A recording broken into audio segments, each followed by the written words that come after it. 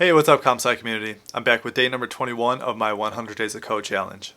If I look a little bit extra fresh today, it's because I actually went to my cousin's salon and I got a nice haircut.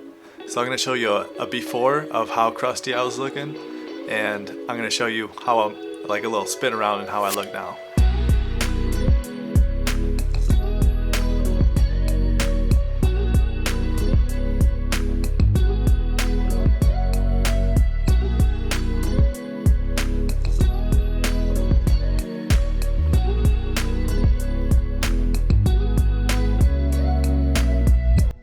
Alright, so let's jump on the website and I'll show you what I did today.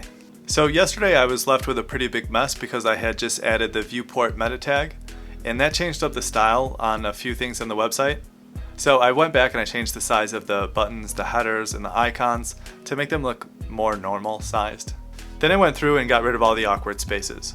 And I wanted to do something to kind of jazz up the services section, so I added a picture that kind of represented the different service in the various cards.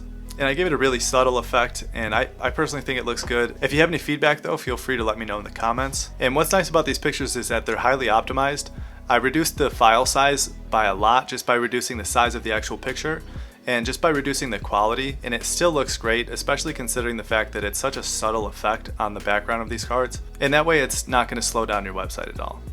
And then the last thing that I did was I added a button for the review section that just takes you to the Google page that has all the Google reviews, so you can read more than just the 3 that are listed on the website.